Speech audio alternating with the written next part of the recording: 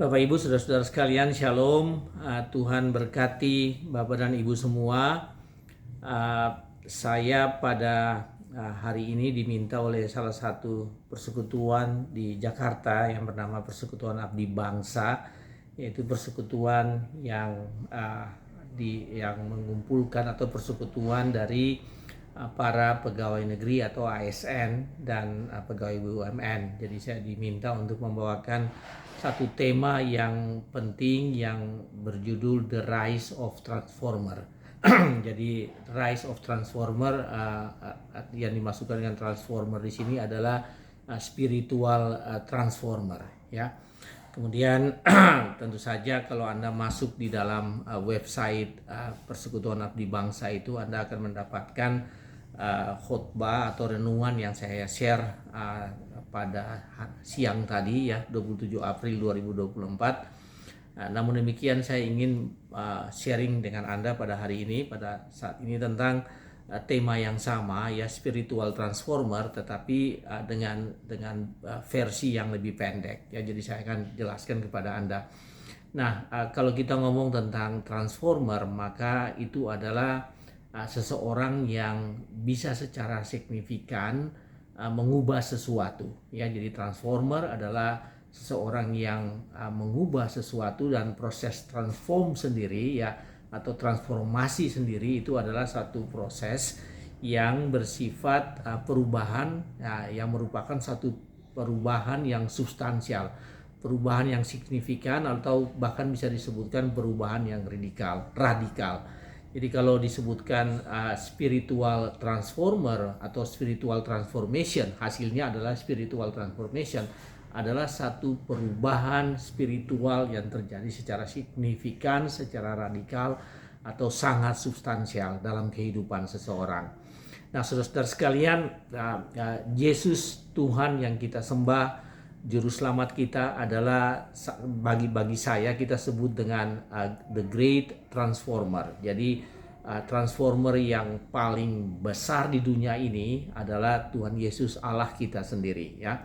Nah, mengapa demikian? Karena Yesuslah yang menyelamatkan umat manusia, yang membuat dari orang yang mati secara rohani, orang yang mati secara spiritual, menjadi hidup yang kekal, ya. Jadi kematian spiritual atau kematian alami ini diubah oleh Tuhan menjadi kehidupan yang kekal. Dan Dia datang ke dunia ini untuk mentransform secara substansial, secara radikal kehidupan manusia. Nah, kemudian Tuhan Yesus sendiri sebelum naik ke sorga memberikan tugas sebagai transformer ini kepada setiap orang percaya. Tentu saja ditujukan kepada murid-muridnya, dan kemudian murid-murid menyampaikan ini kepada semua orang percaya bagi kita saat ini. Dan sebetulnya pada hakikatnya sebagai orang Kristen, kita semua ini adalah transformer. Transformer artinya orang yang mengubah sesuatu secara substansial. Dan kalau spiritual transformer berarti mengubah sesuatu secara spiritual, mengubah orang lain secara spiritual. Bapak Ibu saudara-saudaraku, di dalam Matius 28, ya, ayat 18 sampai 20, Tuhan Yesus mengatakan begini, "Kepadaku telah diberikan segala kuasa di sorga dan di bumi." Kemudian Tuhan Yesus sampaikan kepada murid-muridnya, "Karena itu pergilah dan jadikanlah semua bangsa muridku." Karena itu pergilah, jadikanlah semua bangsa. Nah, kata yang digunakan di sini, jadikanlah semua bangsa. Jadikanlah sebuah bangsa muridku, itu artinya mentransformasi kehidupan mereka dari hidup yang tidak mengenal Tuhan menjadi hidup yang mengenal Tuhan, dari hidup yang bukan merupakan murid Tuhan menjadi hidup yang merupakan murid Tuhan. Bapak Ibu saudara-saudara sekalian, di dalam Perjanjian Lama, jadi semua, sebagian besar, ya, atau katakanlah semua hamba-hamba Tuhan yang Tuhan pakai itu pada dasarnya adalah transformer, atau orang yang mengubah kehidupan orang lain, ya, yang kerjanya, yang upayanya mengubah kehidupan orang lain. Saya bisa sebutkan bahwa Musa adalah transformer, Yosua adalah spiritual transformer, nabi-nabi adalah spiritual transformer, ya, Nabi Eli, Nabi Elia, dan nabi-nabi lainnya. Bahkan yang terakhir di dalam Perjanjian Lama itu Nehemia. Nehemia adalah seorang yang merupakan spiritual transformer, orang yang mengubah kehidupan orang lain secara spiritual. tetapi juga dalam perjanjian baru. Jadi tidak saja dalam perjanjian lama, terutama dalam perjanjian baru 11 murid Tuhan itu ya 12 kurang 1 dikurangi Yudas, 11 murid Tuhan itu transformer. Dan kalau kita baca sejarah gereja, hampir semuanya dari mereka mati secara sahid ya, mati karena pemberitaan firman Tuhan, karena mentransform kehidupan orang lain dan menjadi berkat bagi banyak orang, bagi kehidupan orang lain. Bapak Ibu Saudara sekalian, Paulus adalah transformer, Lukas adalah transformer ya, bahkan Timotius ya, anak rohani Paulus adalah transformer. Nah, hari ini saya ingin membagikan kepada Anda tentang ada 3 hal penting tentang bagaimana Paulus di akhir hidupnya ya, di akhir hidupnya ketika dia dalam kondisi yang sudah memahami bahwa tidak lama lagi hidupnya ini akan berakhir di dunia ini, dia mengestafetkan ya, dia menyampaikan kepada murid rohaninya atau anak rohaninya yaitu Timotius tentang bagaimana Timotius harus menjadi spiritual transformer. Dan kita akan melihat itu di dalam 2 Timotius, bacaan kita dari Alkitab dari 2 Timotius pasal 4 ayat 1 sampai dengan ayat 5. Bapak Ibu Saudaraku, sebelum kita baca sedikit saya menguraikan bahwa surat 2 Timotius itu adalah surat yang terakhir yang ditulis oleh Rasul Paulus dan dikirim kepada anak rohaninya yang saat itu sedang melayani Tuhan di Efesus ya. Jadi itu surat yang terakhir, sehingga surat ini mempunyai emosi yang sangat luar biasa ya, sangat tinggi emosi Paulus terlibat di sana. Dan di akhir hidup itu ya, di akhir hidup Paulus itu, Paulus menyampaikan kepada Timotius agar dia bisa dengan sungguh-sungguh ya mengikuti apa yang sudah dilakukannya. Jadi apa yang sudah dilakukan Paulus, yaitu bagaimana dengan sungguh-sungguh mengubah kehidupan di dunia ini, mengubah kehidupan manusia di dunia ini. Nah, itulah yang disebut dengan transformer. Dan pesan Paulus ini bisa disebut dengan pesan yang terakhir sebelum Paulus meninggal dunia, sebelum Paulus mati. Mengapa? Karena memang di dalam surat 2 Paulus itu ya, kitab atau surat 2 Timotius, surat 2 Timotius itu Paulus menyampaikan kepada Timotius bahwa tidak lama lagi dia akan meninggalkan dunia ini, dan bahwa tugas-tugas yang diberikan Allah, diberikan Tuhan Yesus kepadanya sudah selesai dia lakukan. Nah, sebelum dia mengakhiri hidupnya, dia menulis surat 2 Timotius ini kepada anak rohaninya yaitu Timotius, dan dia menyampaikan bahwa seperti apa yang dilakukan oleh dia sendiri yaitu Rasul Paulus, maka Timotius juga harus melakukan hal yang sama, menjadi saksi bagi Tuhan, menjadi spiritual transformer, transformasi, menjadi orang yang melakukan transformasi rohani di dalam dunia ini. Nah, kita akan membaca dari 2 Timotius pasal 4 ayat 1 sampai dengan ayatnya yang kelima yang demikian bunyinya. Di hadapan Allah dan Kristus Yesus yang akan menghakimi orang yang hidup dan yang mati, aku berpesan dengan sungguh-sungguh kepadamu demi pernyataannya dan demi kerajaannya. Ayat 2, beritakanlah firman, siap sedialah, baik atau tidak baik waktunya. Nyatakanlah apa yang salah, tegurlah dan nasihatilah dengan segala kesabaran dan pengajaran. Karena akan datang waktunya orang tidak dapat lagi menerima ajaran sehat, tetapi mereka akan mengumpulkan guru-guru menurut kehendaknya untuk memuaskan keinginan telinganya. Mereka akan memalingkan telinganya dari kebenaran dan akan membukanya bagi dongeng. Tetapi kuasailah dirimu dalam segala hal, sabarlah menderita, lakukanlah pekerjaan pemberitaan Injil dan tunaikanlah tugas pelayananmu. 2 Timotius pasal 4 ayat 1 sampai ayat 5. Saudara-saudara sekalian, dari surat Paulus ini ya, dalam ayat 1 adalah ya pasal 4 ayat 1 sampai 5, dan pada ayat 1 ini adalah semacam yang disebut dengan solid ground atau dasar yang sangat kuat, atau juga kita bisa disebutkan dengan compelling reason ya, alasan yang sungguh-sungguh merupakan dasar ya, sampai Paulus menyampaikan kepada Timotius tentang beberapa hal yang kita bisa sebutkan dengan perintah atau kita sebutkan dengan anjuran dan nasihat kepada Timotius, ya. Nah, itu terdapat dalam ayat 1 yang saya sebutkan dengan dasarnya atau alasannya tentang apa yang harus dilakukan oleh Timotius sebagai transformer secara rohani atau spiritual transformer, orang yang melakukan transformasi rohani. Itu terdapat dalam ayat 1, ya. Ayat 1 mengatakan begini, bahwa di hadapan Allah dan Kristus Yesus. Di hadapan Allah dan Kristus Yesus, aku berpesan dengan sungguh-sungguh kepadamu. Di hadapan Allah dan Yesus Kristus, aku berpesan dengan sungguh-sungguh kepadamu. Jadi sebelum Paulus masuk dengan isi pesannya, Paulus menyampaikan bahwa apa yang dia lakukan ini bukan karena kehendaknya, bukan karena keinginannya, tapi yang menjadi saksi adalah Tuhan sendiri.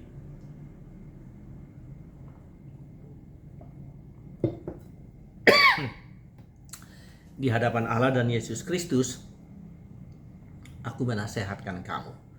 Jadi Bapak Ibu, ini ialah yang tadi saya sebutkan dengan dasar yang sangat kokoh, yang sangat kuat, yaitu bahwa Paulus menasihati atau memberi pesan kepada Timotius ini adalah berdasarkan nama Tuhan di hadapan Allah dan Tuhan Yesus Kristus.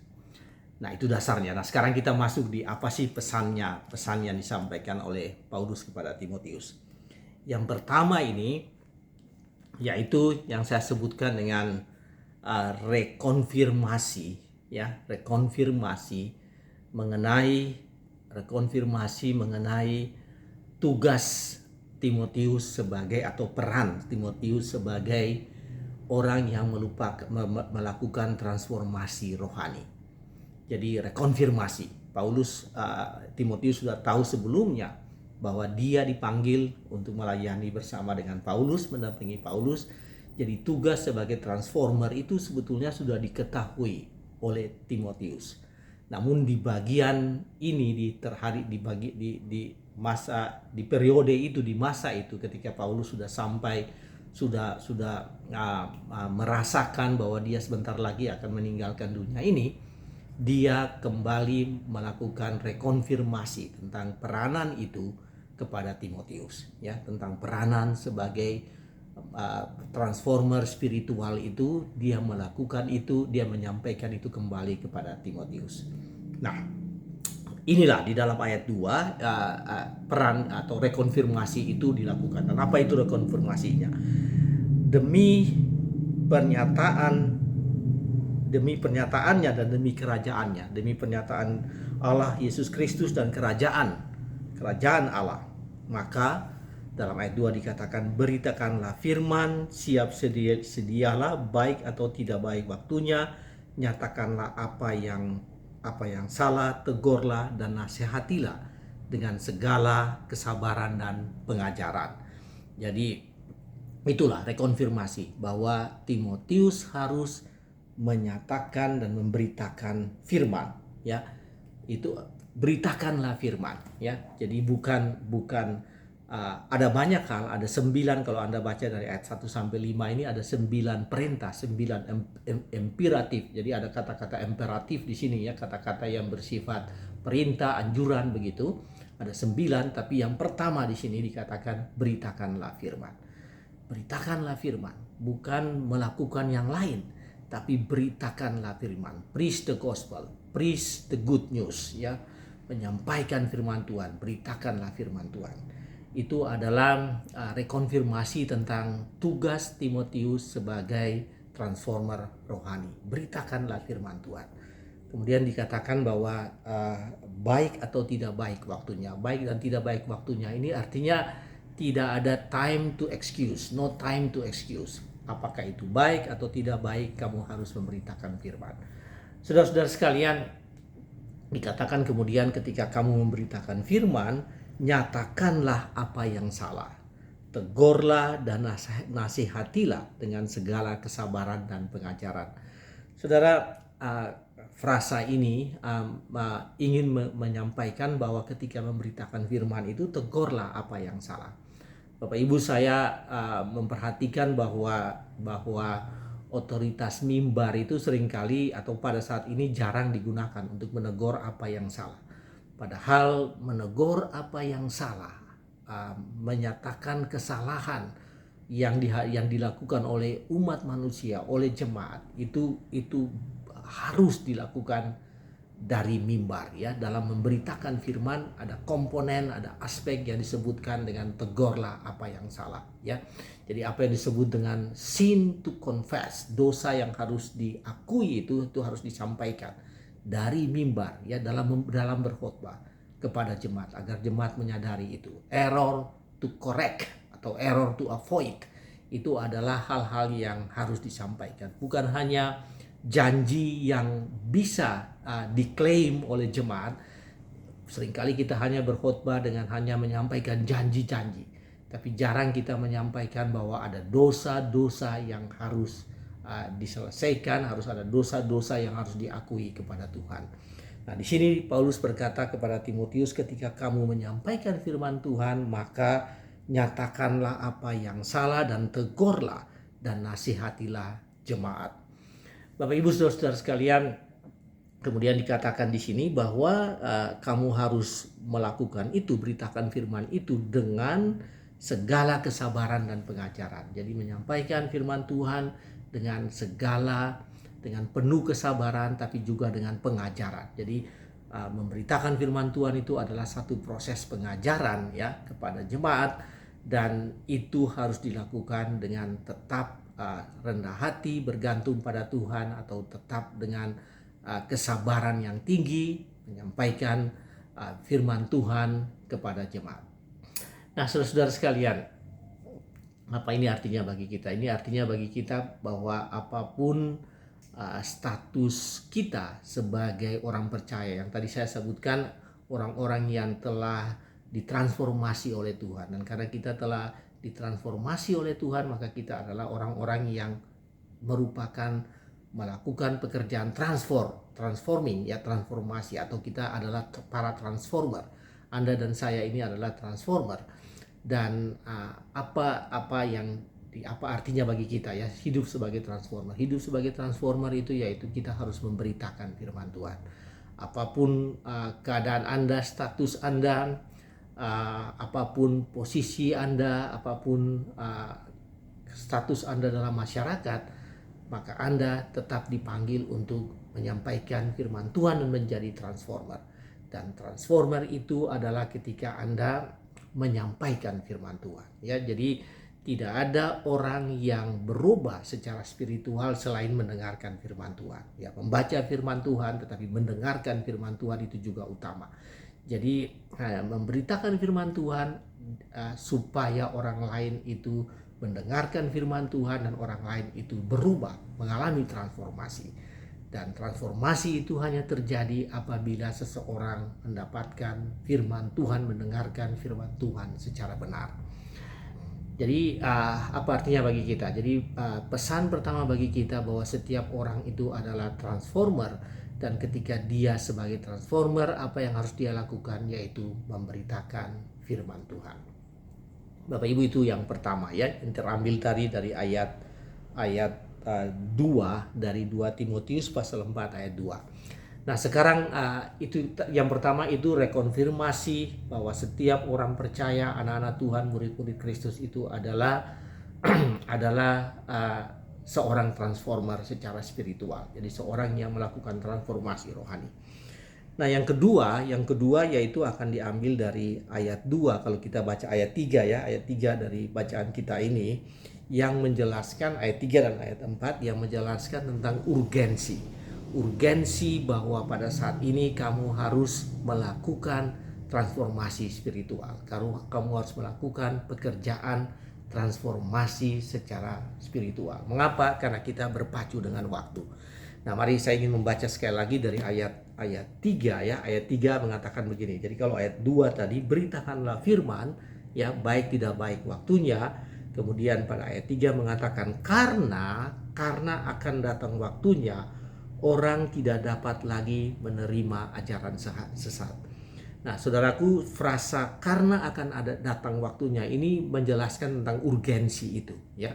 Tentang urgensi bahwa inilah time-nya, ini waktunya untuk memberitakan firman Tuhan, ya, secara benar. Sound doctrine itu harus disampaikan secara benar. Karena akan datang waktunya orang tidak lagi menerima ajaran sehat. Jemaat tidak lagi menerima ajaran sehat. Tetapi apa yang dilakukan oleh jemaat, mereka akan mengumpulkan guru-guru menurut kehendaknya. Jadi saudara perhatikan dari frasa ini, jemaat itu akan mengumpulkan guru-guru, para pemberita firman itu menurut keinginan mereka, ya. Menurut keinginan mereka untuk memuaskan keinginan telinga mereka. Jadi inilah yang akan terjadi, ya. Urgensi itu waktunya, yaitu pada saatnya orang hanya akan mendengarkan hal-hal yang menyenangkan telinga mereka. Jadi bukan menyenangkan hati, menyenangkan jiwa mereka, tetapi menyenangkan telinga mereka. Mereka mengumpulkan guru-guru, ya, guru-guru menurut kehendaknya untuk memuaskan keinginan telinganya. Ayat 4 mengatakan begini, mereka akan memalingkan telinganya. Mereka tidak lagi mendengar, tapi mereka memalingkan telinganya dari kebenaran dan membukanya bagi dongeng. Jadi kalau orang sudah akan datang waktunya, ada jemaat-jemaat atau orang banyak itu mereka tidak mau mendengarkan firman Tuhan, tetapi mereka hanya mendengarkan hal-hal yang menyenangkan telinga mereka, dan mereka mengalihkan telinga mereka. Mereka tidak mau mendengarkan kebenaran, tapi mereka mendengarkan hal-hal yang merupakan dongeng atau ajaran-ajaran yang tidak benar. Bapak Ibu saudara-saudara sekalian, apa yang disampaikan oleh Paulus kepada Timotius itu pada zaman itu, ya, pada abad pertama itu, sekarang kita alami di dunia ini atau di negara ini, di mana orang tidak lagi menerima ajaran secara sehat, tidak lagi menerima firman Tuhan yang disampaikan dengan benar, ya.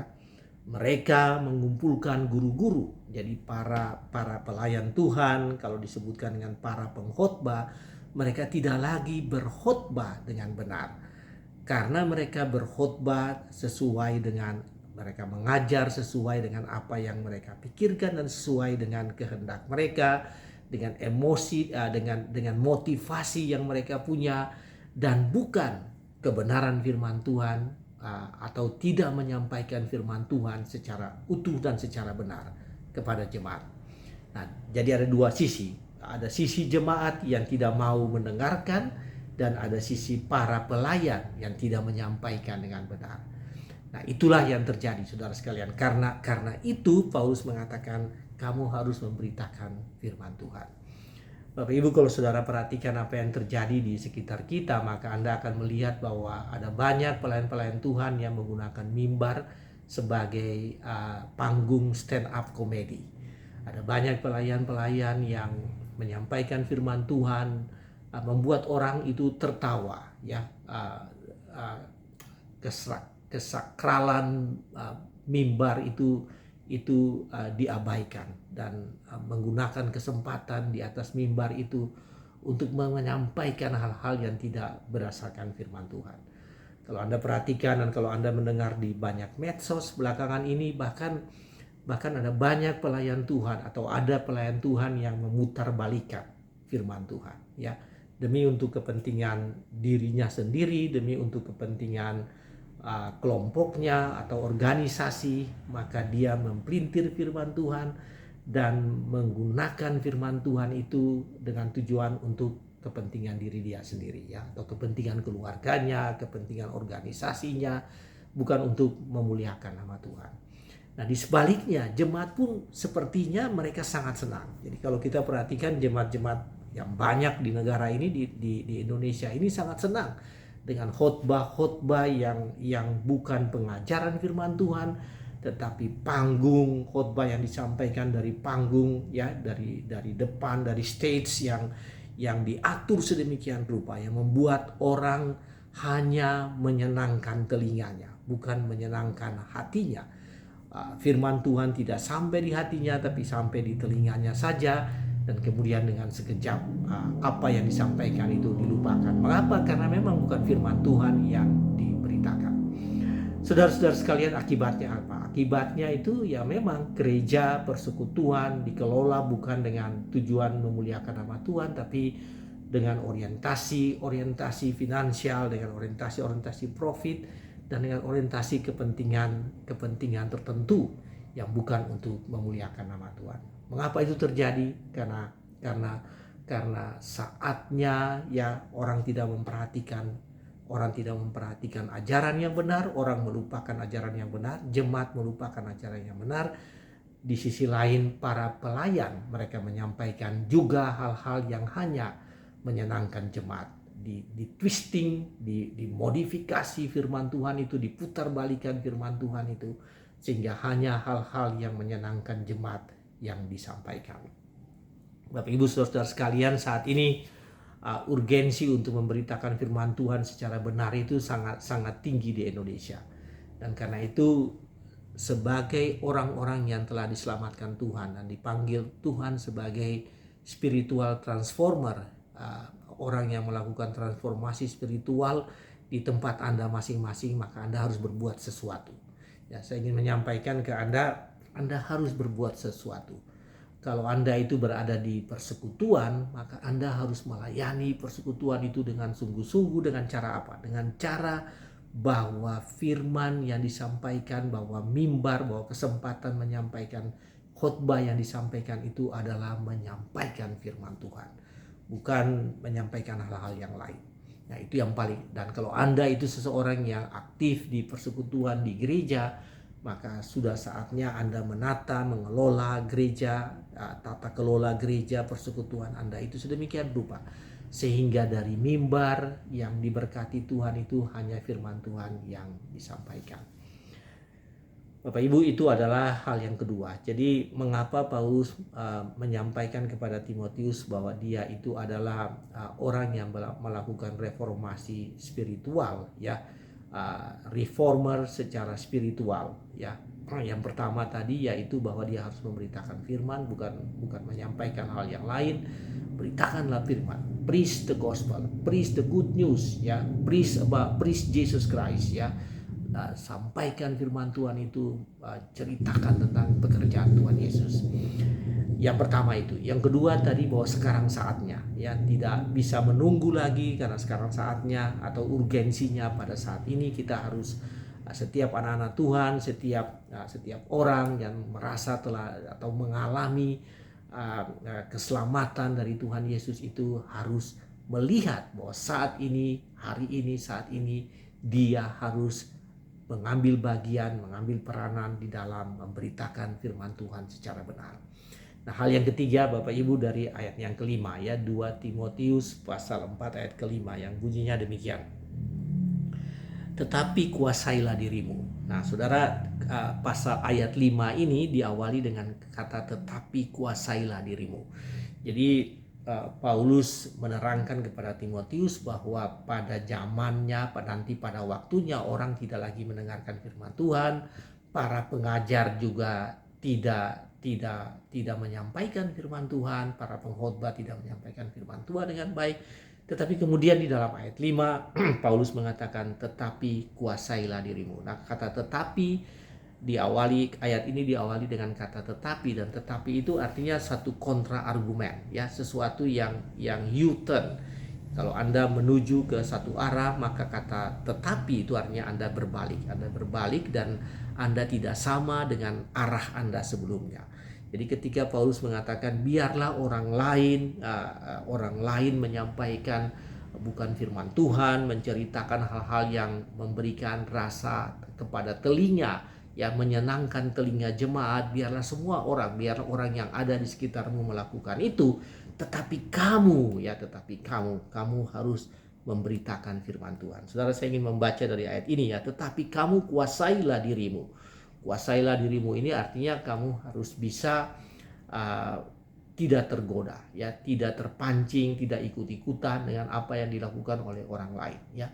kamu harus menguasai dirimu. Kemudian dikatakan di sini, sabarlah menderita, ya, tunaikan, lakukan pekerjaan pemberitaan Injil. Tetapi kamu lakukan pekerjaan pemberitaan Injil. Bapak Ibu saudara-saudara sekalian, saya senang dengan frasa ini ya. Frasa ini mengatakan lakukan pekerjaan pemberitaan Injil. Ini yang disebut dengan the work of evangelism, ya, pekerjaan pemberitaan Injil. Nah, kalau Anda memperhatikan frasa ini, pekerjaan pemberitaan Injil itu dia lebih luas dari sekedar berkhotbah, ya. Jadi pekerjaan pemberitaan Injil itu mempunyai range yang sangat luas dan setiap orang pasti bisa terlibat dalam pekerjaan pemberitaan Injil. Mungkin Anda tidak berkhotbah, tapi Anda melayani di persekutuan, melayani di gereja, melayani dari sedemikian rupa sehingga pekerjaan evangelisme atau pemberitaan firman Tuhan itu bisa dilakukan. Nah, saudara sekalian, ini yang ketiga. Ini tadi kalau yang pertama tadi rekonfirmasi, yang kedua adalah urgensi, maka yang ketiga ini adalah yang disebut dengan individual responsibility, ya, tanggung jawabmu secara individual. Jadi setiap orang mempunyai tanggung jawab secara individu, yaitu apa? Yaitu terlibat di dalam the work of evangelism, terlibat dalam pekerjaan pemberitaan Injil, ya. Kemudian yang terakhir dikatakan tunaikanlah tugas pelayananmu. Jadi meskipun yang terjadi yaitu orang lain atau jemaat pada umumnya itu mereka tidak menerima ajaran yang benar, sound doktrin, kemudian kecenderungan bahwa jemaat hanya ingin senang dengan firman atau dengan hal-hal yang disampaikan hanya mengenakan, membuat telinga mereka, ya, menyenangkan telinga mereka, dan kemudian para pemberita yang menggunakan mimbar untuk menyampaikan hal-hal yang tidak sesuai dengan kebenaran yang hakiki, kebenaran yang esensial dari firman Tuhan, ya, dari Alkitab kita. Yang ketiga, tetapi kamu, Paulus mengatakan begitu kepada Timotius, kamu harus melakukan pekerjaan pemberitaan Injil, dan kemudian yang terakhir, tunaikan tugas pelayananmu. Jadi Timotius harus melakukan pelayanan sampai selesai. Tunaikan tugas pelayananmu yang sudah diberikan Allah kepadamu.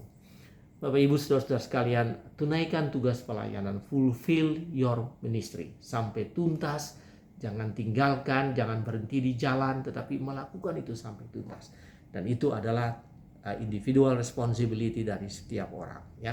Jadi meskipun keadaan yang urgensi tadi, ya, keadaan sekitarnya seperti yang terjadi yang diuraikan di dalam pasal 4 ayat 3 dan 4 di sini, ya, bahwa terjadi ajaran macam-macam yang berkembang yang sudah memutarbalikkan kebenaran firman Tuhan. Kamu harus tetap tidak boleh tergoda. Kamu harus tidak boleh melakukan hal yang sama. Sebaliknya, kamu harus memberitakan firman Tuhan. Dan kamu harus hadir, tetap berada di dalam apa yang disebut dengan pekerjaan pemberitaan Injil atau the work of evangelism, pekerjaan evangelisme, dan kamu harus melakukan itu sampai tuntas. Bapak Ibu, itu adalah pesan Rasul Paulus kepada Timotius bahwa dia harus melakukan itu dan dia harus berada di sana, melakukan tugas pekabaran Injil dan melakukan secara sempurna dan sampai tuntas. Bapak Ibu, ini adalah tiga ajaran tiga hal yang disampaikan oleh Paulus kepada Timotius, anak rohaninya, dan ini menjadi sesuatu yang penting, yang sangat penting bagi kita saat ini di Indonesia, di mana kita melihat bahwa gereja mempunyai pergumulan, persekutuan mempunyai pergumulan, dan begitu banyak ajaran-ajaran yang beredar di luar, ya, di banyak yang kita bisa mengakses dengan mudah ajaran-ajaran yang sudah lagi tidak benar karena jauh dari kebenaran firman Tuhan, hanya untuk menyenangkan telinga orang, telinga jemaat, dan hanya untuk kepuasan dari mereka yang membagikannya, yang menyampaikannya.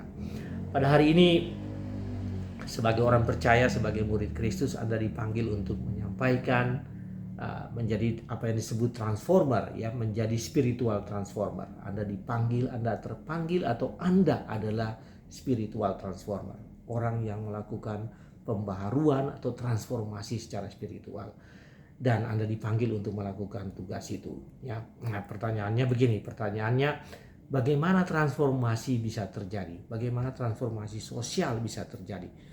Itu hanya terjadi apabila mereka atau orang-orang mendengarkan firman Tuhan. Bagaimana mereka bisa mendengarkan firman Tuhan? Mereka hanya bisa mendengarkan firman Tuhan apabila ada yang mengkhotbah dan mengajarkannya. Dan mereka hanya bisa berkhotbah dan mengajar kalau setiap orang menyadari bahwa dia adalah transformer, dia adalah orang yang menyampaikan hal itu.